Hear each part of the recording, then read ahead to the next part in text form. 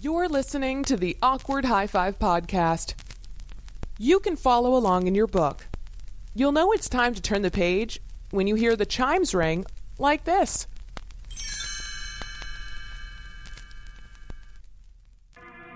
They're in those boxes.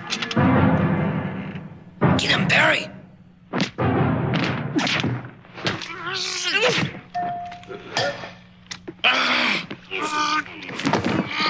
For God's sake, guys, keep it quiet. Shut up, boys. I just cleaned it, but... Oh, that's gross. Gee, they come to bits easy. Get rid of it. The old magic's still there.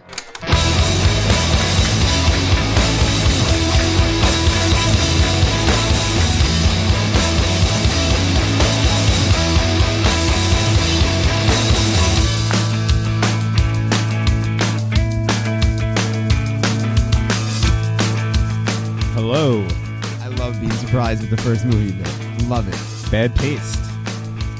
That was probably one of the... of all the movies, maybe we watched that one the most when we were younger. And that one came right along the same time as UHF, too. So they went back to back usually, yeah. Bad Taste, if no one's seen that, that's an early masterpiece by Peter Jackson, who made a couple really good low-budget movies and then made a whole bunch of really bad high-budget movies. He did Lord of the Rings, yeah, right? that whole and Lord, what else and The Hobbit. And all these pretty much things? just did that Yeah. J.R.R. Tolkien... Which is, I mean, I don't know. People like those movies, but I'm not a big fan of it. And Bad Taste was probably his best flick ever. Bad Taste, and then there was Dead Alive was a big one. And then he did that creepy movie, which I cannot watch at all. The one with, like, the Muppets, like, the puppets. Like, it was like, Meet the... I'd have to look it up. But it's the freakiest movie on the face of the earth. It's, like, all Muppets, you know, like puppets. But they're like all fucked up and they're like drug addicts and it's real gross and at the end they all like kill each other and stuff. Or what was it called? Meet the Pinkertons or something like that. I'd have to look good? It up. I can't watch it. It freaks me out. Oh, you can. I watched it once and I just got like such a weird feeling from it. I couldn't deal with it. Well, that's what anyone would get from Bad Taste. But we were young when we saw it, and it just lived on. Yeah, but I've watched Good. Bad Taste recently. As a matter of fact, that's usually a litmus test with girlfriends of mine. Like I make them watch Bad Taste. I'm gonna bring this loop on down Based on their reactions. Yeah, status. yeah. Normally they don't like it, but obviously. But it's that movie is disgusting. But it's also very cartoon disgusting, like the totally. blood's all like bright and you know what I mean. Although I still have a problem with the drinking the puke scene. Yeah, it's terrible. Which is really, and even that the puke's like fluorescent green. It doesn't like look like vomit, and also there's something about like that because that obviously was filmed in New Zealand. I think everything he's ever done was filmed in New Zealand. But there's something about the greenery. I don't know, not the greenery, Like the land. Yeah, like the land of Europe, like the way the grass is and everything like that. Wait, was it New Zealand or Europe? Oh yeah, New Zealand, right? Yeah. So, yeah. But even in Europe too, you know what I mean? Like I've been over in England and stuff like that, and just the way the grass is and the way the forests are and stuff like that are like spooky. Like you think that there's going to be some weird, like crazy wildlife, Yeah. So just being out in the woods in New Zealand in that movie makes it scary.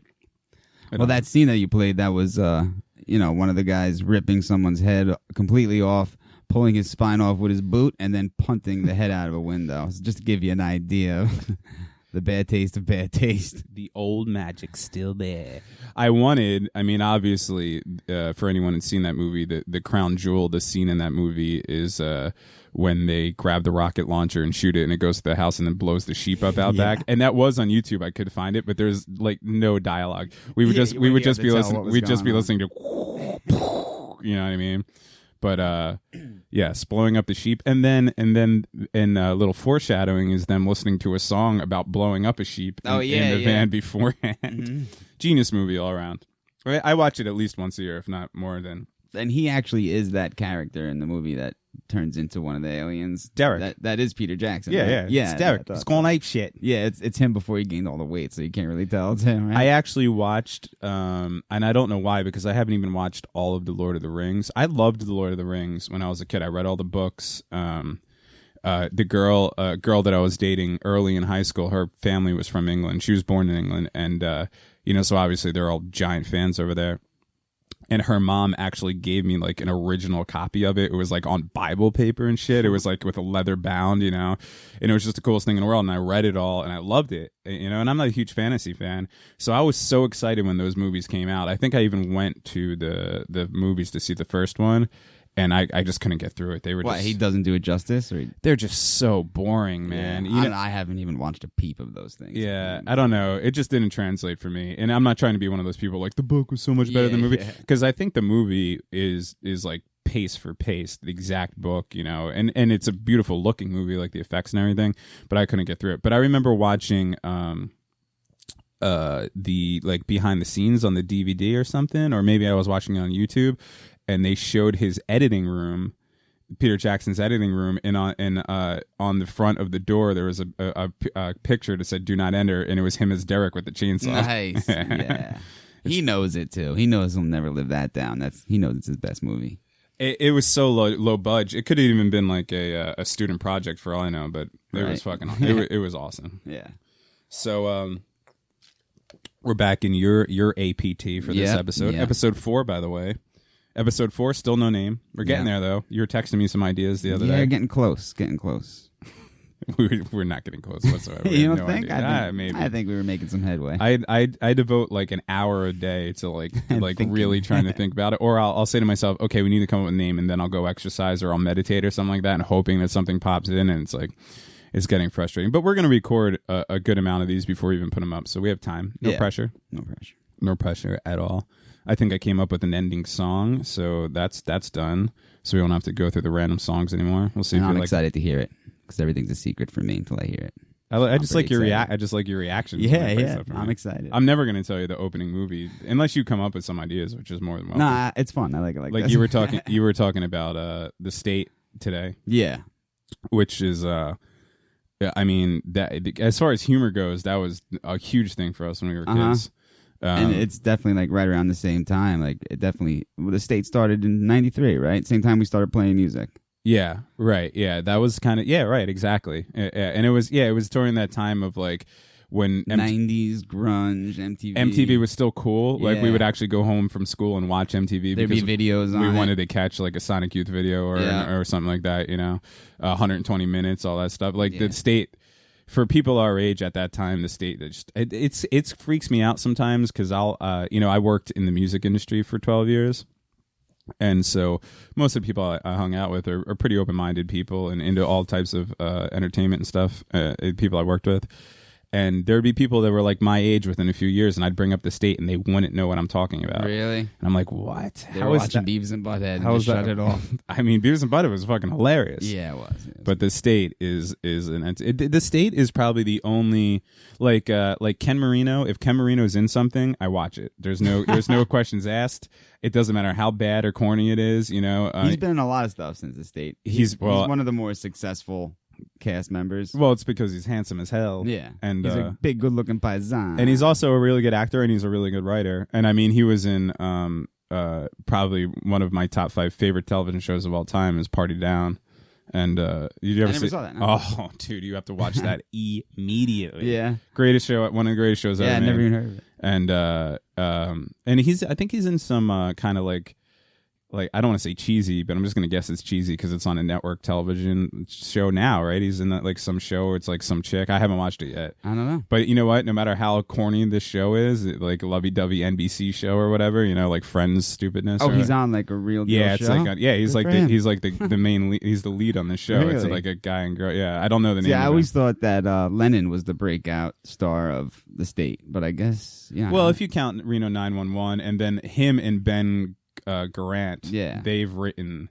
I actually read their book. They have a book out about how to write movies and make money in Hollywood. Cool. It's pretty cool. It's like half humor, half like actual thing, and they have like a formula, and they write these movies, and they go in there, like The Pacifier or Wait, they wrote that movie? yeah, they wrote what with Vin Diesel? Yeah, they wrote The Pacifier. They wrote Herbie the Love Bug. No way. Yeah, like all this shit that you don't even think that's them because it doesn't really have that state imprint on a footprint on it. But they write them and they make like a lot of money. And then of course there's Reno 911, Wet Hot American Summer. Wet Hot American Summer, which is I think Showalter wrote that. Wasn't Show? I think he's in it. They're all in it. Oh, they're all in it. Yeah. I think Show. Did you watch the season on Netflix? The newest season they Not did? the season. No. Yeah, you gotta watch it. I've seen like one or two. I think the season actually might be better than the movie. Yeah. They kind of do all the same stuff. That from the movie, sort of. Yeah, it's a prequel, so they like lead you up. You have to watch the movie, and then there's like a lot of references, like you know what I mean, like it whatever, it shows you how H. John Benjamin becomes the can of corn, and all that stuff, I like that kind of stuff. I like when they explain. And it's totally David Wayne. Oh yeah, that's right, David Wayne wrote it. Why am I saying that? He's like the director, dude. Right? Yeah. He was the one who was like balding in his 20s. Yeah, and I'm walking in, I'm talking in, my pants in Alice Cooper. Yeah, and. He that's what he's known for. Oh, and also you can't forget about Stella, with some of the funniest shit on the face of the planet. And then they tried that Upright Citizens Brigade. Wasn't that them? No, that was Upright Citizens Brigade. That was Amy Poehler and the other two dudes that started that. Okay, yeah. I thought that was those dudes. No, Stella was their three-piece, which was Showalter Black. And then they did Wayne. Michael and Michael explain have issues. Have issues, yeah. Which short story? Me and our mutual friend Mark. We got tickets to a taping of that, right? We were actually just talking about this the other day, and it was in the city. We got tickets to the taping, and we had never been to a television taping before, so we didn't know how it worked. Like we knew that we were going to be locked in a room, but we thought that there was going to be like intermissions and stuff like that. So before the show, we went to the bar and had a couple beers, had like 3 or 4 beers a piece, and then went into the show. And I remember going into the show and them saying, if you have to go to the bathroom, do it now. And I didn't really have to piss yet. I was feeling all right, nice and buzzed. And I was like, well, how long are we going to be in there for? I'm sure they're going to let us out, like in between, like whatever. No, man, we were in there for probably 6 hours, and we couldn't leave. And that hurts. It hurt. It literally hurt. Like I couldn't enjoy myself. I was sitting there on a soundstage right in front of Michael Showalter and Michael Black. They were doing skits. It was hilarious. But at a certain point, I couldn't even laugh because I was afraid I was going to piss myself. To the point, it hurt really bad. And Mark was going through the same thing, and it turned out to be a horrible experience. So if you ever go to see a television taping, I don't know if you're as big of an alcoholic as we are, but just don't drink anything before you go in. Or take a nice long piss. Smoke a little weed or something. But even that wouldn't have mattered because, when you break the seal kind of thing, it probably would have even been worse. Yeah.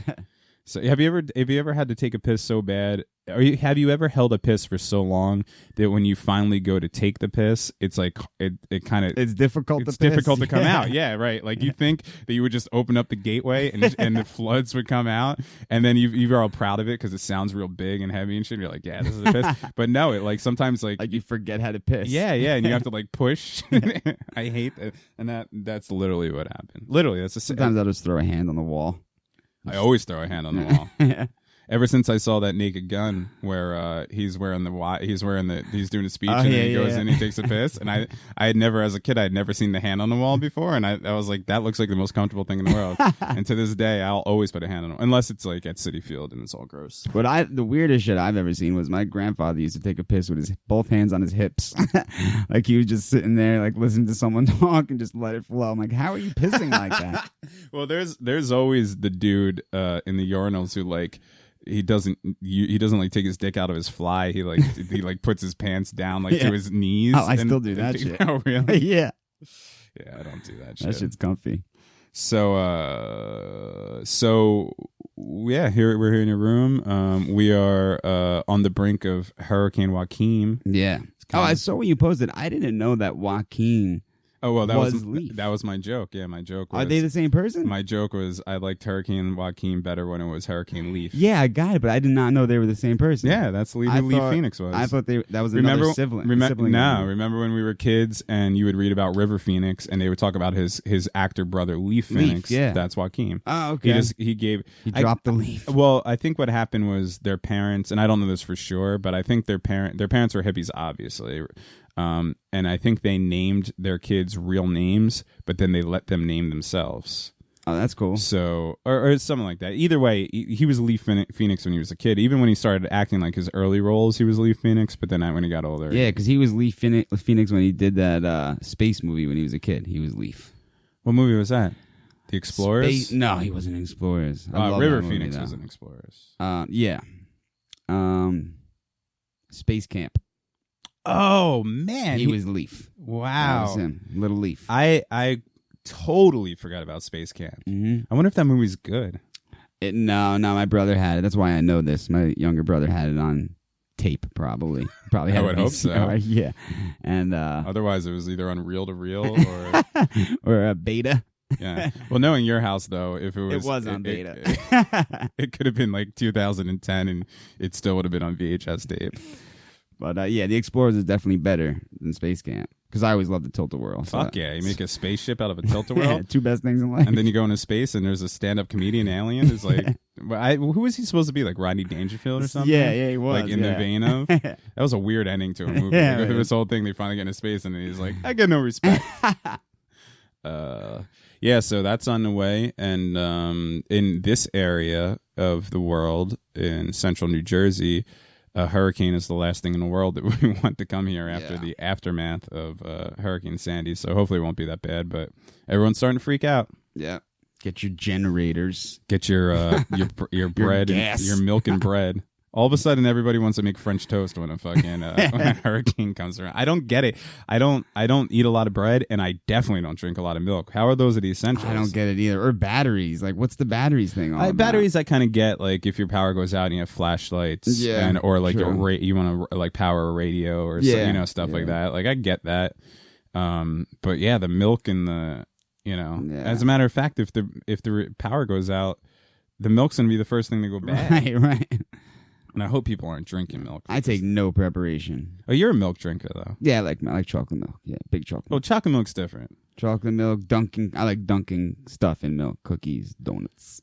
Yeah, but do you still drink a glass of milk? Because to me, that's one of the grossest things on the face of the planet. You know what? If I have like a super fudgy, chocolatey piece of cake, I definitely need some milk afterwards.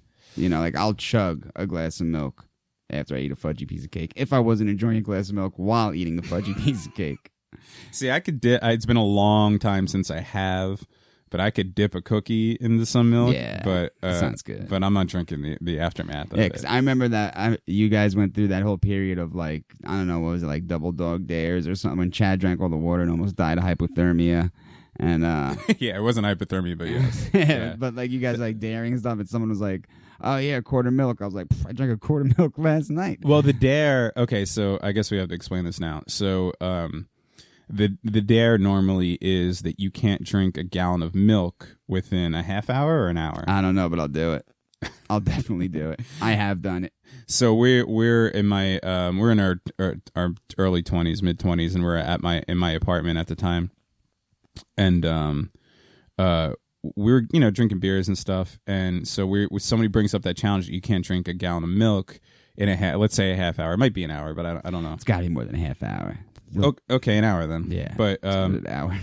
So I didn't have any milk because, as I just described before, I'm not a milk drinker. I don't really keep milk around. Maybe like a little bit for breakfast, like to make like swish around with eggs or something. So everybody got the idea. So Chad, our friend Chad, who's also in our band for a long time, he was like a really good soccer player. He was a goalie for a long time, and he was like, "What?" They were like, "What could we do it with?" And then everyone was like, "Well, we could do it with water."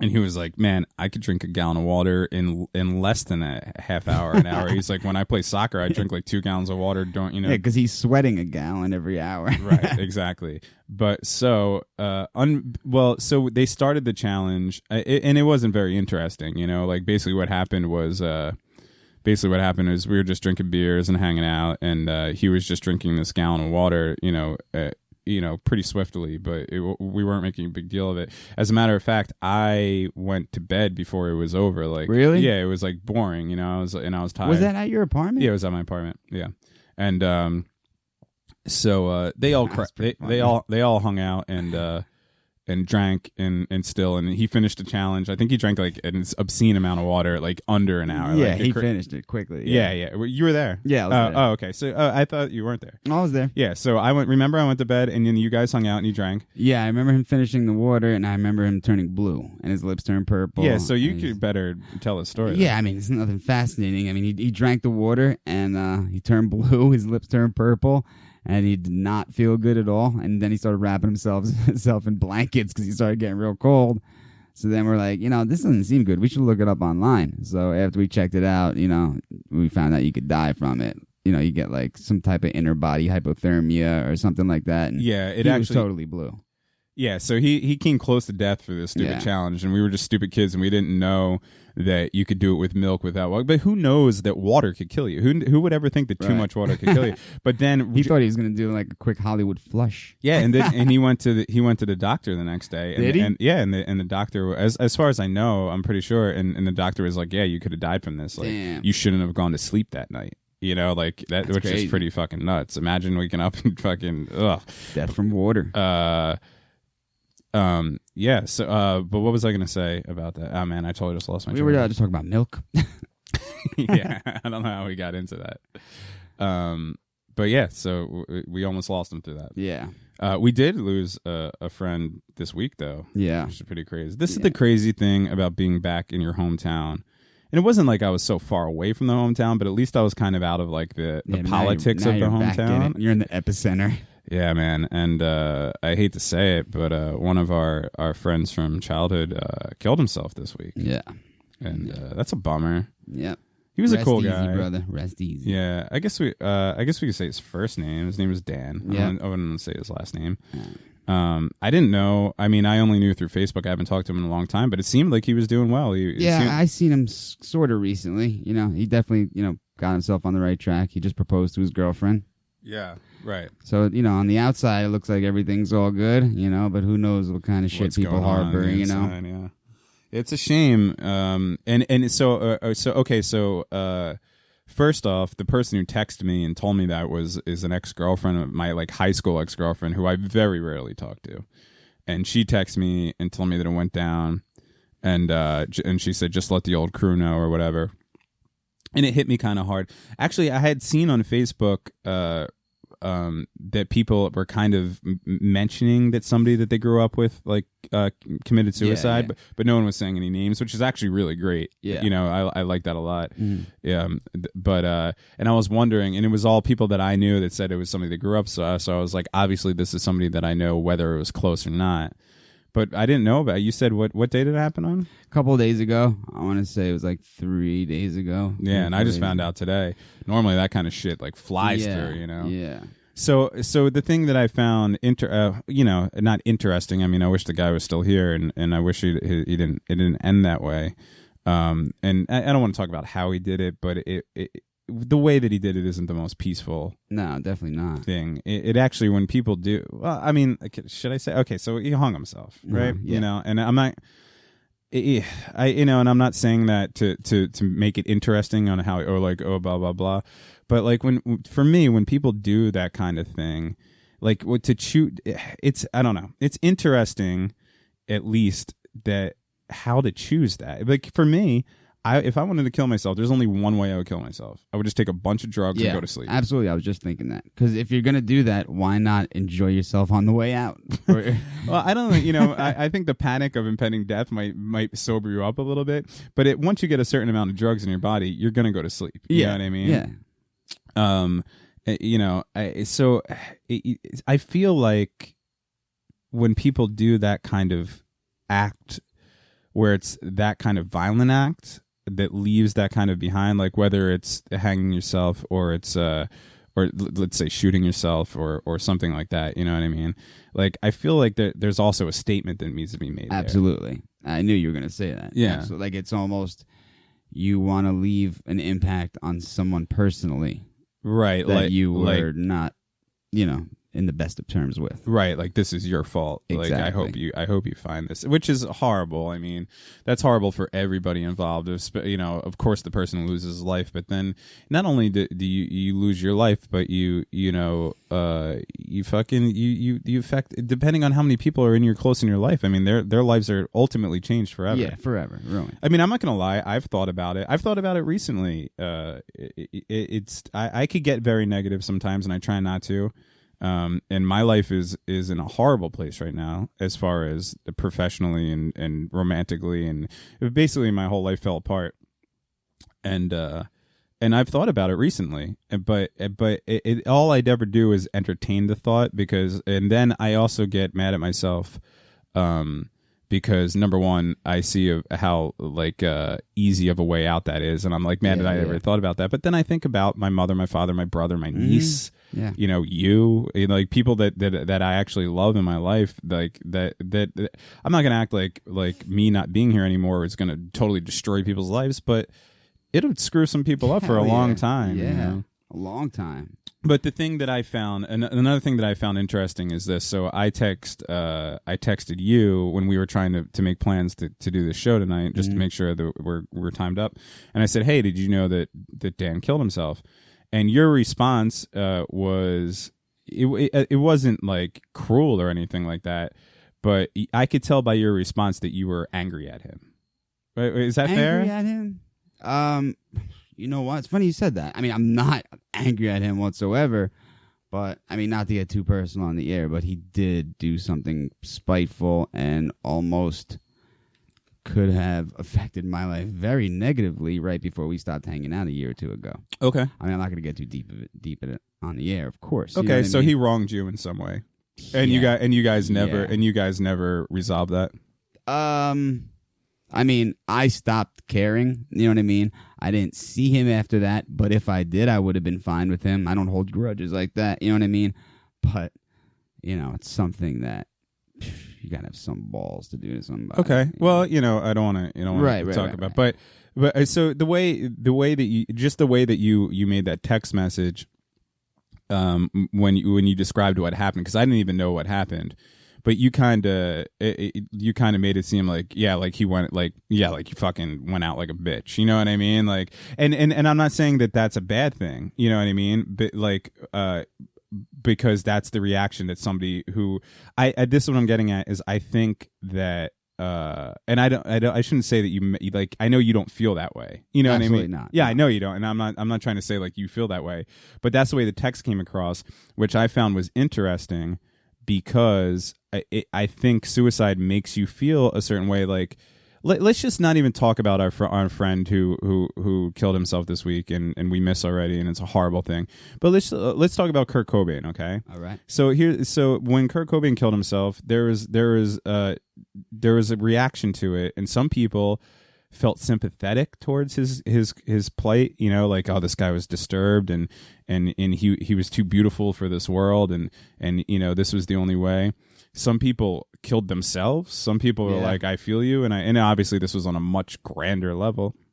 Some people killed themselves, but a lot of people were like, that dude's a bitch, you know what I mean? And because they don't, maybe they didn't like his music or whatever, or it like taking it back to like a friend or even if somebody that you loved. But I think there's a tendency for people to get angry at the person that kills themselves, which I think is an interesting response to it, because you're just like, why, man? Why would you do that? It's like the same kind of thing. Like if your friend did do something that was like weak, or that wasn't killing themselves, and you would be like, yo, man, you're fucking, why are you acting like a little bitch right now? You know what I mean? And I don't know, it's interesting. I think when you think about killing yourself, you think that you're gonna leave this legacy of people who are like crying, and there's gonna be a lot of people crying, but people are like, oh man, like I wish I could have done something, it's my fault and everything. But I think a lot of times you do get the people who are just like, man, fuck that dude. How could he do that? Like, I don't know. That's the way I was thinking about it. I mean, with Kurt Cobain, being the age we were when he did kill himself, And a lot of kids that did go out and kill themselves over it were that age, and they really didn't know what was going on with that dude. You know what I mean? So as an example, maybe Kurt Cobain's not the best because, number one, Kurt Cobain was a messed up dude from the start. And number two, his crippling battle with drugs didn't make his messed up life any easier. Sure. On top of the whole fame thing, which puts your messed up life in the spotlight. Right. Well, yeah, I mean, and those are all, but ultimately, suicide is a selfish act. We could at least agree on that. Yeah. You know what I mean? And I think if you take, I don't think there's, like when you're mentally, okay, so let's take Robin Williams, right? So like that's a recent one. I'm just trying to think of things that everybody could relate to. But I mean, so fame wasn't a problem there because he's been famous for 40 years. Drugs is a common denominator in that factor. Well, but I mean, I know he was in and out of rehab, but from what I read, I don't think he was back on him or anything like that. They did say recently. You never know it. Yeah, right. You never know. But what I'm saying is that like I don't think there's any actual. I just think that if that's in you, sooner or later it's gonna happen. Like whatever your circle, just like in life. I mean, like money and fame and all that stuff. They're kind of like circumstantial things. They're not, like so. Like I think Kurt Cobain probably would have killed himself if he was still just playing in clubs and nobody knew who he was. Yeah, you know what I mean? Like that's the thing. People can say like, oh, he was a disturbed artist and he couldn't handle the money and the fame and stuff like that. And there, to a certain point, that might be true, but that's kind of like excuses at the same time. Well, with Kurt Cobain's case, the fame, the fame part of it kind of puts his own issues in his own spotlight, if that makes any sense. Like, it's almost like you're a messed up individual. You are mad at yourself because you can't stop doing these drugs and you can't stop whatever craziness is going on in your head. Then, not saying because of his popularity or the fact that he was a rock star, but the fact that he was in a certain spotlight, magnifies himself to himself, and he starts noticing himself even more, and he's like, I have to escape this person that I am. Yeah, I mean, I get it. We don't know, but Right. but I mean that, and it's a theory. Yeah, and I could see that happening, but I guarantee you, whatever went through Kurt Cobain's head, also is what went through Robin Williams' head, and is also what went through Dan's head. It's like I think that it's I don't know if I'm going to call it a mental illness or whatever it is. But I don't know how much your outside circumstances affect that. You know what I mean? Like, like, because like there's some people that live on the streets and have the worst life ever, right? And they're not, killing themselves. Some might, some don't. Like that kind of thing. But it's usually, like I said, the common denominator being drugs. It's it's surprising how many people that become addicts who have never once thought of suicide once in their life start thinking about suicide after you become an addict. Well, sure. And I mean... and they have never once thought about it before, or even like, the littlest bit crossed their mind. Right. Well, I mean, it does change your brain chemistry, right? So there is that. But again, I don't know if I could, because again, there's a lot of people who are addicts who don't kill themselves, right? I still feel like there's something that's just in there, and like I don't want to start talking about people that we know that killed themselves. No reason to, because like you said, it's a very. But I could go back and think. I could go back and think of every person that I know that killed themselves, and it's not a lot, but there's a few, and then look at the reasons that we know of. So like the outside reasons, the upfront reasons, like for instance, there's a reason with our friend this week that apparently was like the catalyst. And everybody kind of has that, and then I think of all those reasons, and every single one of them is like, yeah, so what? You know what I mean? Like, right. Like whatever, like, yeah, you've deal with it. Yeah, right. Yeah. Like, so I just, and again, like Robin Williams, he was famous. He was funny. Everybody loved him. You know, he was a father and a grandfather. You know, and he, you know, he didn't do it in his 30s or even his 40s. You know, he did it in his 60s. Right. You know, like you can't ride it out once you're in your 60s. That could be a part of that brain chemistry changing thing. Yeah, you know, right. I mean, who knows? You know, Right. it could have been part addiction, part beginning pieces of dementia. You know, Right. You know, I'm sure doing all those drugs your whole life speeds up your, you know, aging process in your brain, at least. Right. You know. So are you saying that, I mean, allegedly, but you're saying that Robin Williams was a drug addict? Yeah, big time. Allegedly. Allegedly, yeah. Allegedly did plenty. Really? Of the cocaine. I didn't know. I knew that he was in and out of rehab, but I never equated that with him. You know? Yeah. But I mean, why aren't? Well, I guess they are. I was going to say, why aren't Wall Street guys just offing themselves? I mean, they're the biggest cocaine Probably addicts in worse. a row. Yeah. Yeah, but now I'm thinking about it. They're jumping out of windows all the time. Mm-hmm. It's a crazy thing, man. You know, and 'Cause especially. I know, I'm sorry to interrupt, No, but go I know that. I mean, again with the personal life thing, but I've been to a rehabilitation facility in my life, Sure. and I know, you know, there's questionnaires that you got to fill out when you enter those places, and always one of the top 5 questions is, have you thought about suicide? Always. In any questionnaire Because they give it's so common. it's so common among Okay, addicts. so can I ask you this, if you're Yeah. going to be honest about it? So I mean, we're getting to this part of the podcast, and I don't think we're going to talk about it today, but you have struggles with drugs. Mm-hmm.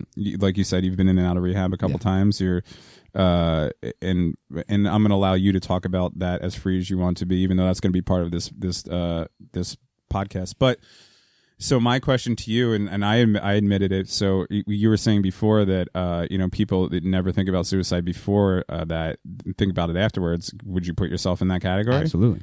I've thought about it. I mean, I would never do it. I know I would never do it. I've thought about it on times where things were really shitty. You know what I mean? And I know I would never do it because I'm a very happy person. No matter how Sure. shitty things get, I always find a way to be happy in life. And I actually, you know, even though like all the pieces aren't into place and, you know, all the right things aren't going for me, I love my life. You know what I mean? So I would never end it ever. You know what I mean? So when you thought about it, was it more of a react? So like, how much of that would you blame on the actual drug abuse? Because 100%. Well, okay, so blaming it on the drug abuse because of well, I guess what I'm getting at is if you were living in a mansion and having 3-ways with models all the time, but you were still doing drugs, would that still have come up, or was it a reaction to how bad you had sunk in life because of your drug abuse that made you think that way? B. Right. So, I mean, it's more, so at that point, it's more of a reaction to where you are in life, because, I mean, It's more of a reaction to how disappointed you are with yourself. with yourself. You know what I mean? Yeah. Because, you know, I always, throughout my life, found a way to succeed, I guess, or, you know, be happy with whatever level of success I've gotten to. Not to say I was ever at a point in my life successful by, you know, American standards, but I've always been happy with where I was at. You know what I mean? And I never thought there could be anything to take me away, you know, that would make me fail in a way. And really, that has been the only thing to make me fail and lose things, has been the drugs. Okay. I can't think of anything else that beyond my control, you know. Well, because I'm not a drug addict. I guess just to be totally honest, I mean, I haven't done what would be considered a hard drug when did I stop doing that? When I was 20 years old, 19 years old. I guess. You know, like I had a heart thing and it just pushed me out of that, and I was never very good with it anyway, you know. And I'll still drink sometimes to excess. And I'll still smoke weed every once in a while. As a matter of fact, my brother just hooked me up with one of those vape pens. It's the best thing in the world. But anyway, but I am in no means on any other sort of drugs, and even the things that I do, the drinking and the smoking weed doesn't impede my life whatsoever. It's a very, very side thing. I'm pretty regimented with it. I don't, you know, if I got shit to get done, I'm not getting high or getting drunk, you know. But like I just said before in the beginning of this, I've recently thought about suicide because of how far down in life I am right now. That's what I was going to ask you, like on the non-drug side of things. And it had nothing to do with drugs. So that's what I'm saying. That's what my question is. I guess what we're getting at is we've both had the same feeling, and I think it's both from the same. It's both a cause of the same reaction. Drugs just got you there, you know. So that's what my question was: is if you were doing fine, if say you were raking in the money and you were and life was good on paper, you were living that American dream or whatever, but you were doing the drugs, would that still be there? You know, and I don't know that it would. You know, that's what I'm saying. I don't think that it would either. Right. So how much of that is the drugs then? Well, the drugs are what got you to that down point, but I think what made you think of suicide was that down point. Because I got to that down point without drugs, and I still had the same reaction. You see what I'm saying? Yeah. So that's but just... in my head, I knew that the reason why I was at that down point was because of the drugs. Right. You know what I mean? But it was still the down point that got you into thinking that way. Yeah. You know, so like that's all I'm saying. So you know, I don't think it correlates that every drug abuser, every heroin user or cokehead or whatever at some point thinks of suicide. They might not. You know, it might not be just the drugs, but ultimately, if you do drugs, your life's going to unravel. Yeah, one way or the there's other. a certain type of drugs that you're taken over. Yeah, you know, and your situation was pretty bad. You know, for a while. I lost you for a long time. This is what part of this podcast is about. Is us trying to get back together.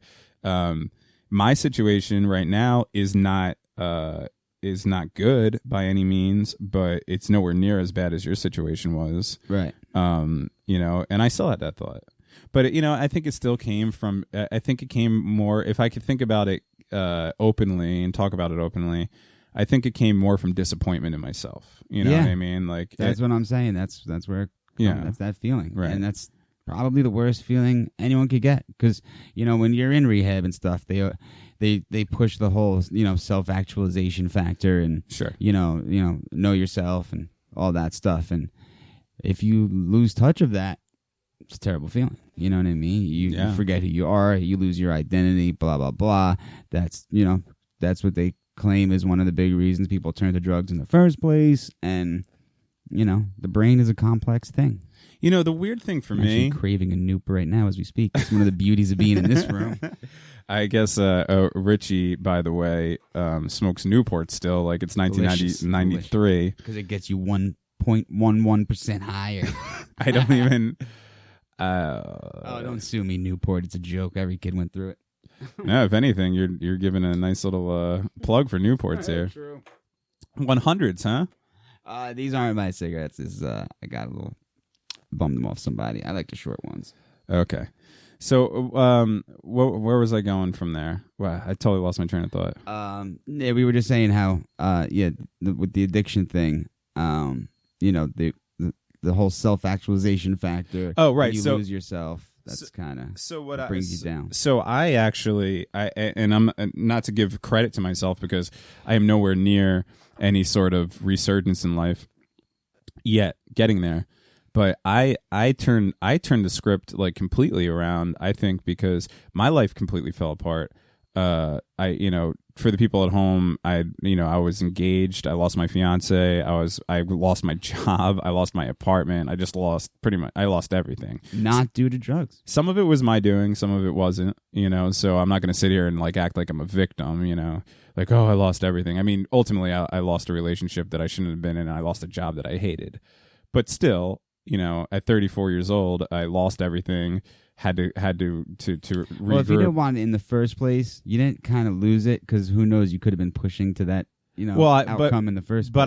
But I lost income, and the relationship. I lost like any sort of income, and I haven't worked since. And the relationship was something that I did want for a very long time, and then it fell apart. So. Like ultimately now I realize that the relationship wouldn't have worked, but at the time when it was falling apart, I still wanted that relationship. You see what I'm saying? Yeah. That kind of thing. But the one thing that I'll give myself credit for in this time is that I didn't start doing drugs. You know, like I actually did the opposite. I started working out and getting in shape, meditating. That's good. That was your drug. I've even stopped drinking as much. Yeah. Even though I told you that I was going to completely stop drinking, that didn't work out. I had That's good. That's the strong, positive way to deal with a negative thing. That's which is the first time. Which is the first time I've ever done that in my life. Yeah. But however, I still had suicidal thoughts. You know. Yeah. And I wasn't sitting there every day. It's just one of those things. I think it's just one of those things where you just have a bad day, man. And if you could get through that bad day, and I think everybody has them. The richest man on the face of the earth, and the poorest man on the face of the earth, the most loved man on the face of the earth, and the loneliest man on the face of the earth, and everything in between. Every once in a while, you're gonna have a fucking bad day, and some people don't get the fuck out of that bad day. Right. You know? We were just talking about this the other day, not on the air, obviously, but when we were talking, we were saying about, a day in your life is a day in your life. You know what I mean? Whether you are the richest person in the world, whether you are,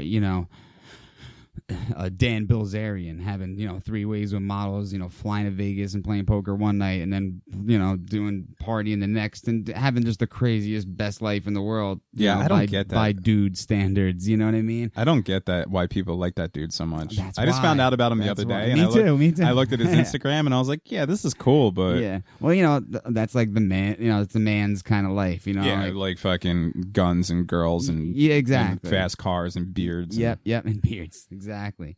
But cool, dude. A day in your life is a day in your life. You know what I mean? So, like, that's, and thanks a lot, Rehab, because you didn't teach me this. I learned it on my own. All Rehab does is make you want to go out and do drugs, so don't go to rehab. No, I'm just kidding.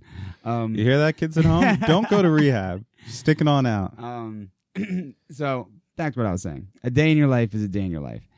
So if you can make that day a happy day and, you're pleased with what you did that day and you're happy that day, excuse me, it doesn't matter how many things you have or, how well you're doing, because no matter what, that's still your day. You're still stuck in that, in whatever life you have. So make it good. Don't, whether you're unemployed and you don't have a girlfriend and you don't have money. Thanks, dude. That hurts.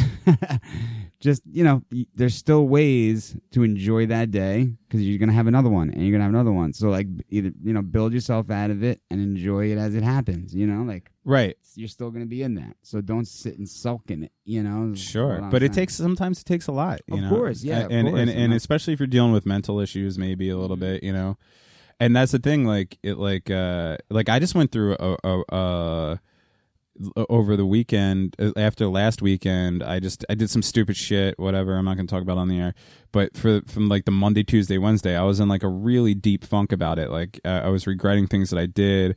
I got too drunk and stuff like that. And I really was like really down on myself. And even though I exercised and I meditated and I did everything I can to get myself up, the underlying factor was like I was really upset with myself and really down. And then on Thursday of that week, I woke up and it was just gone. I didn't care about any of it anymore. That's what I'm saying. I felt happy. Exactly what I'm saying. But so like you need to, I guess what we're saying for anybody who's listening at home, since the topic of this episode is suicide and we pretty much burned this whole episode talking about it, is if you do have those thoughts, just ride it out, man. Like, and I know it might be hard, but they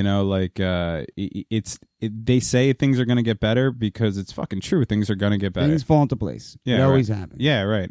And no matter how dark it gets, and how scary it is, and all that shit. I mean, if you could just get through whatever that is, there's always going to be light on the other side, no matter how big it is. And sometimes you have to go through those moments in life in order to make you appreciate things more. No doubt about it. And I'm sorry, I'm sitting here saying how happy I am in my life as a result of the dark moments. You know what I mean? Because like I'm saying, like I don't have the greatest life by American standards, but it's because of those dark times that I could appreciate what I'm living right now. Yeah. 100%. Yeah, and I know I'm still up in the air. I have a lot of creative pursuits that make me happy, this being one of them. But I know I don't know where I'm going in life right now, but I almost look forward to the next step because whatever it is going to be better than what I've been going through for the past few months, And when I think about that, it gets me out of those feelings of, because it just can't it could. I mean, it Can't could, rain all the time. It could suck for a while. It could suck for, I don't know. I could burn through all my savings. I could be stuck without a place to live. Of my own for much, much longer. I mean, there's a lot of things that could happen, but sooner or later, one day, as long as I'm working on it and everything like that, things are just going to pop. It's just going to happen. Yep. And I think people lose sight of that in the moment. And I think, I don't know, there's a lot of people out there that could talk about it better than I can, but I think every single person, including Kurt Cobain, including Robin Williams, including our friend Dan, including our friends that we've lost in the past, I think if they could just get through that moment, that crazy moment, then they would wake up the next morning and things would at least be a little bit better, you know? Yeah. And it just sucks to lose people that way because it's useless. And to bring it back to what I said, you're not disrespecting the dead, but you do get mad at them in a way. You know what I mean? Because you just want to, if they were still alive, you just want to strangle them and be like, why would you do this, man? Yeah, absolutely. You're stronger than that, Absolutely. If you do get stuck in that same, dark place day after day after day, that is a never-ending struggle. But that's when you do have to just take it day by day by day. You have to just get through today and, fight your way through that day. And then if you wake up with those same feelings, just fight yourself through one more day. You can't look at your whole life like, this is my life. My life is this moment. Yeah. My whole life sucks. It's going to always suck, because it's not always going to suck. And I do that. I those things that you just said, I do. And I still do it. I know that I shouldn't, but sometimes I do. Sometimes I'll get into a blind panic and I'll just be like, I'll feel paralyzed from it, where I'll just be like, oh my God, I'm never going to get out of this. Everything fell apart on me. What am I doing? Where am I going? I'm this age and I haven't done this. And right. blah, blah, and that's another thing I was going to say. It's really strange when young people take their own life because, you live not even a quarter of your life and you think that's it. You know what I mean? I'll never get out of this. It's you have 5 more lifetimes to live. What makes you think things? Well, you're talking about never... young, in your 20s? 20s, yeah. Yeah, I mean, man. I've been too stupid to take my life in my 20s. Yeah, that's I wasn't thinking about anything in my 20s about except how I was going to get laid, how I was going to get drunk, what shows we were going to play with the band, and that's it. I didn't care about anything. Now in our mid 30s, things are there's a little bit more pressure because there is that pressure of age where you're like, fuck, right. I'm going to be 40 in 5 years. I do not want to be nowhere in life when I'm 40 years old. You know what I mean?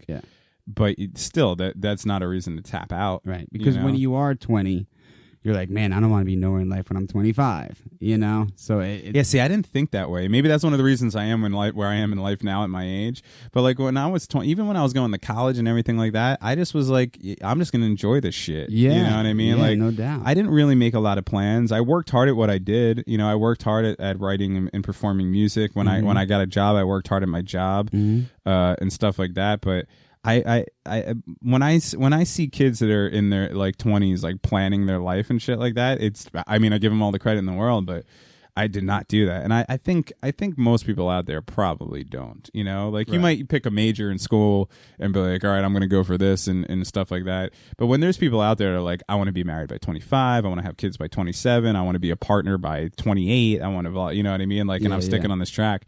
I don't know. I might be the dumbest person in the world, but that never even crossed my mind when I was in my 20s, or even in my even in my late 20s.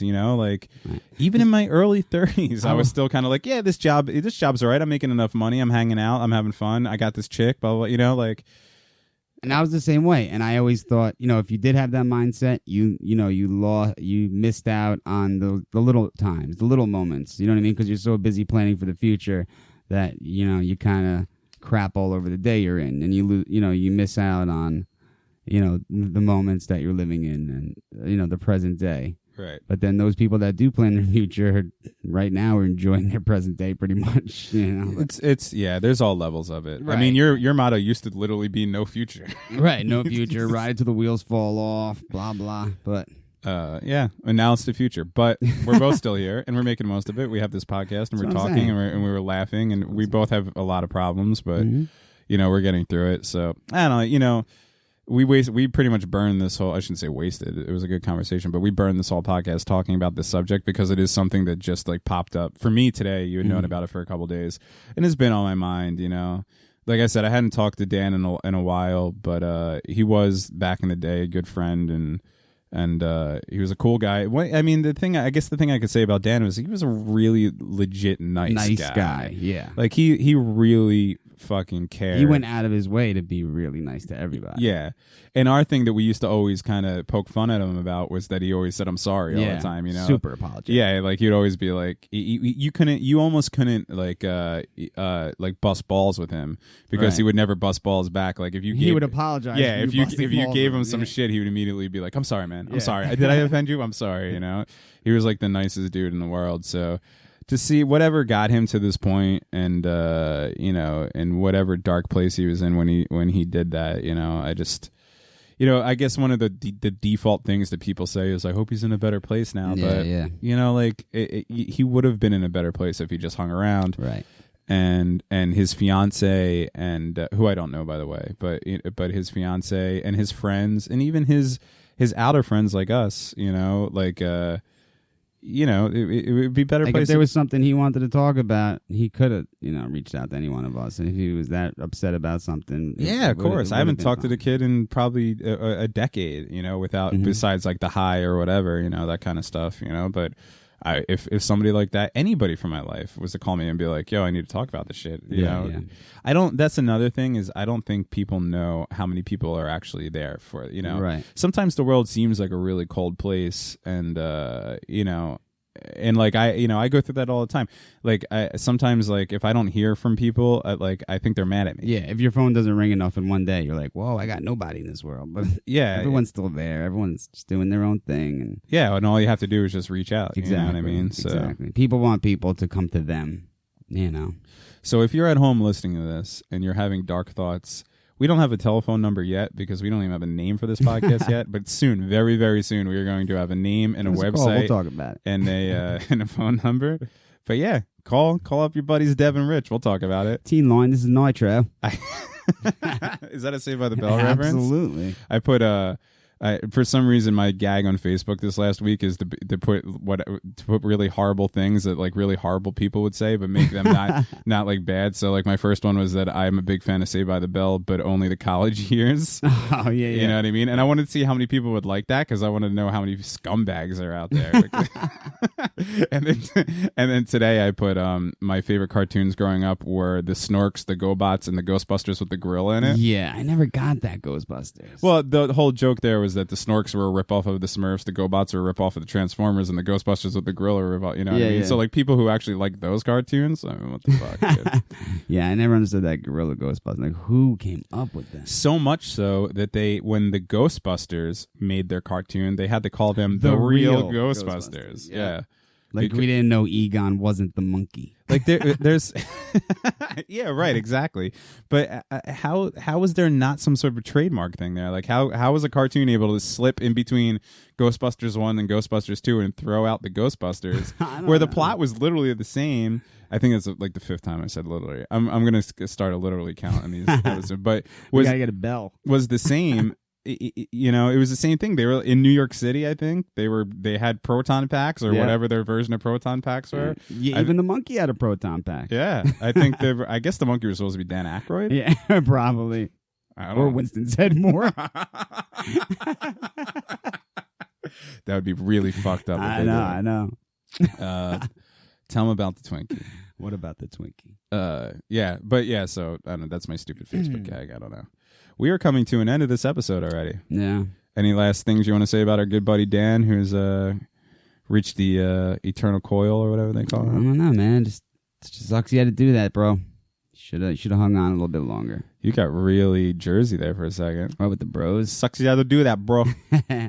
Come at me, bro. Yeah, throw in a bro. Well, Richie isn't really a bro kind of guy. Yeah, it sucks, man. And so, Dan, wherever you are, whatever there is out there, I hope you're okay. And we're sorry that you left us, but I guess if there's some place to go after this, we'll all see you soon. Yep.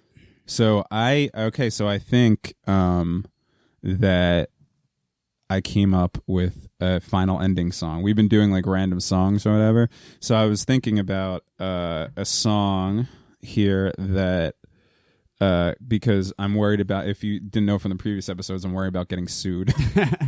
So, and I was even actually looking up like shit on the internet today about like Damn, you're real worried about copyright. Well, I just don't want any if people do start listening to this, which they probably won't. I just don't want there to be any problems down the road. Yeah, you know. True. So I was thinking, we've created a lot of music in our lives. And I didn't want to use any music from our bands, like from Lena the Grillers or whatever, because number one, it's all hardcore punk music, and that's not really a great way to go out.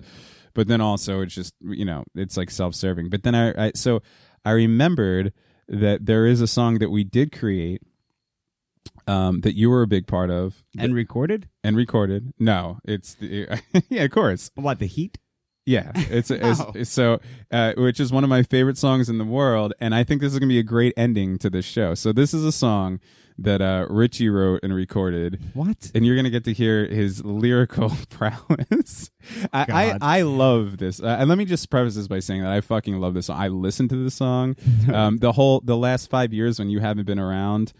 Sometimes I would listen to this and just laugh my ass off or whatever. Well, since it is this, we're just have to give a little background to it. That when the Heat was around and we were recording these songs, we were absolutely annihilated drunk. Oh, okay, but you can't blame it on that. This is a good song. This is not a bad song. I don't know which one it is yet, but you don't know which one this is? All the Heat was written absolutely drunk. Well, this going forth is going to be our ending song. This is a little ballad that Ritchie wrote. I might sue you. I got it. No way. I think I have. I don't know. I don't know if I have a songwriting credit on this, but anyway. So now at the hour point in our episodes, this song's going to come on, and we're going to know that it's time to wrap up. And we won't play it all the way through. Today we're going to play it all the way through, though, because I don't know what to do it. So, that's not it. Sorry. So anyway, episode 4 done. Episode 5 coming soon. Sorry if we got a little morose talking about that, but that just hit us, and we'll be back next time. Suicide's a topic that we should talk about, and so again, to our friend Dan, we'll see you on the other side, man, and we'll talk to you guys on the next episode. I miss your taste and your see-through clothes, the way you smell and the way you roll. I know it's a crime to bring you around. Your beauty can increase by the pound. Hey lover, where did you go? You were with me at every show. If I had one wish, I'd want to kiss you in your tight white dress.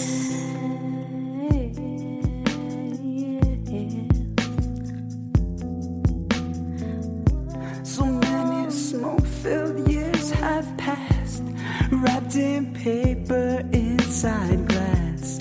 My eyes were red when you were here, but now you're not and they're clear, my dear. Hey lover, where did you go? I'm not high and I'm not low. If I knew a breakup, man, I can't break you up and taste you again. With love, with breath, wanna smoke you up. Even though my chest hurts, smoke you up. Get more pain, less, wanna smoke you up. Inhale my best and I'm out of love. With love, with breath, wanna smoke you up. Even though my chest hurts, smoke you up. Get more pain, less, wanna smoke you up. Inhale my best and I'm out of love. Surrounded by seeds, I'm lost in the trees. My thirst and hunger seem to increase. The music we made is one to be loved. Every time I dream, I end up above. Hey lover, where did you go? We first met a long time ago. I always knew how to treat you, but now I can see you through this cloud of smoke.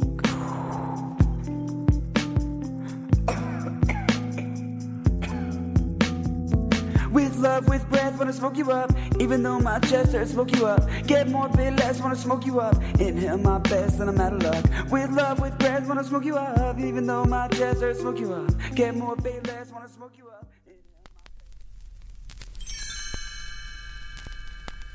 Thanks for listening to the Awkward High Five podcast. For more episodes, visit awkwardhighfive.com.